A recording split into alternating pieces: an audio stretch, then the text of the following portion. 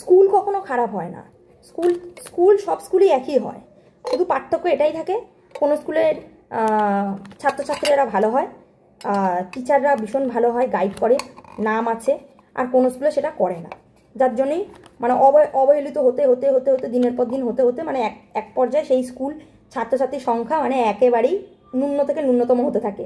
হ্যাঁ, এরকম অনেক স্কুল আছে, আমি একটা সিনেমাতেও দেখেছিলাম, অনেকে যদি কেউ যদি না দেখে থাকো দেখো, ম্যাডাম গীতা রানী বলে, দারুণ বই। মানে উনি আর কি আর্মিতে চাকরি করছিলেন, তো চাকরি ছাড়ার পরে আর কি ওনাকে আর কি বলা হয়েছিল যে কোথায় কোন পোস্টিংয়ে কি করবেন, তো উনি মাস্টারি চাকরিতে আর কি উনি অ্যাপ্লাই করেন যে আমি মাস্টারি হবো, সরকারি স্কুলের হেড মিসেস হব। তো যখন উনি প্রথম দিন সেই স্কুলে এসেছেন, মানে স্কুলের বেহাল দশা, মাস্টাররা রীতিমতন কোনো টাইম টেবিল নেই, ইচ্ছা মতন স্কুলে আসছে, ইচ্ছা মতন যাচ্ছে, বাচ্চাদের কিছু শেখানোর নেই।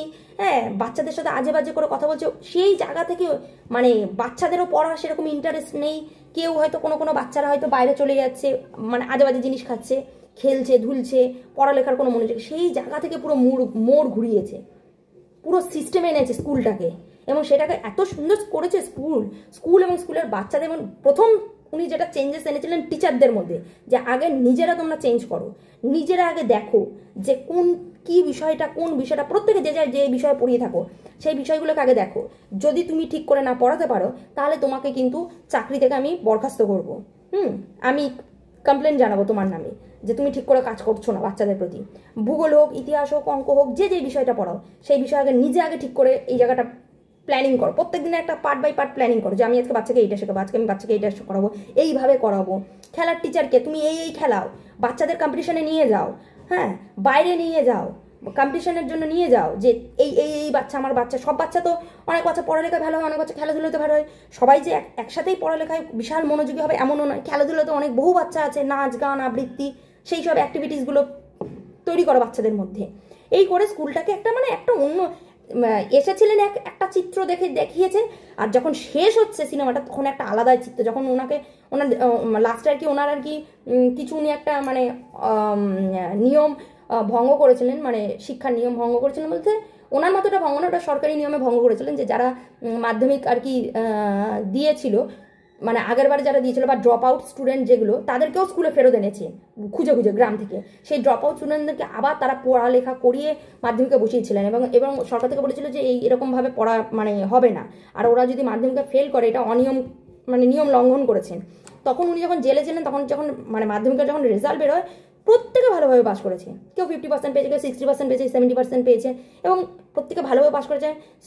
স্টুডেন্টের বাড়ির লোক রাস্তায় নেমে আন্দোলন করেছিলেন সেই শিক্ষিকার জন্য। তো এরকম শিক্ষিকা চাই, আমরাও চাই, শুধু সিনেমাতে নয়, আমরা বাস্তব জীবনেও এরকম শিক্ষিকা চাই।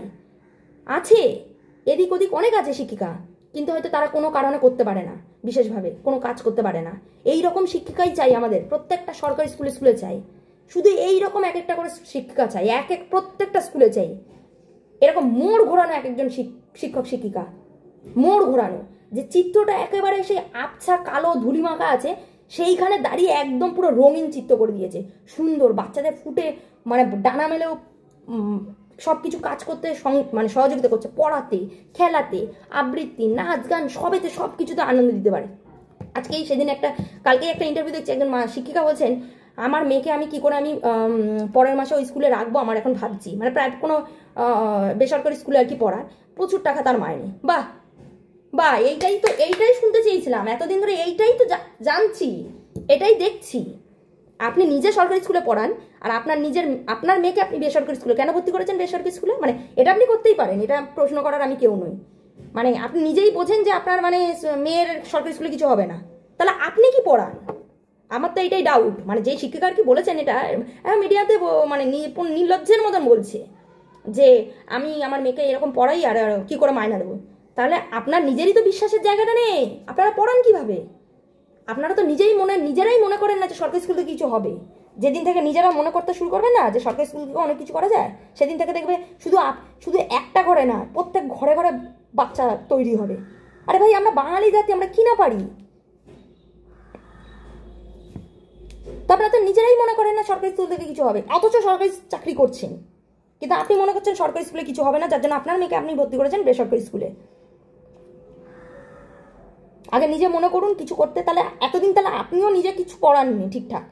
জানেন তো এদের তো এখানে পড়তে আসেই গরিব বাচ্চা টাচ্চারা, এদের মানে ওই হোম নমঃ শিবায় আর কি ছিটাফোটা যতটুকু আর কি না পড়ালে না, ওই টাচ করে করে করে চলে গেছে। ওই আর কি আমাদের স্কুলের আর কি বছরের প্রথম দিন বই খুলতো, আর বছরের মানে প্রথম দিন বইটা খুলতো, আর বছরের শেষ দিনে বইয়ের পেজ উল্টাতো, মাঝে আর কিছু পড়াতো না। ওই রকম আর কি টিচার। কেন এই ব্যাপারগুলো থাকবে কেন? হ্যাঁ, এবার বলতেই পারেন তার কি যে ডাক্তার তার ছেলে মেয়ে কি রিক্সা চালাবে না? রিক্সা কেন চালাবে? ওই বিষয়টা আলাদা। ডাক্তারের ছেলে মেয়ে ডাক্তার হবে কি হবে না সেটা বাচ্চার উপর ডিপেন্ড করে, বাবা মার উপর কিন্তু ডিপেন্ড করে না, কারণ তাকে যথেষ্ট কঠিন কঠিন পরীক্ষা দিয়ে সেখানে বসতে হয়।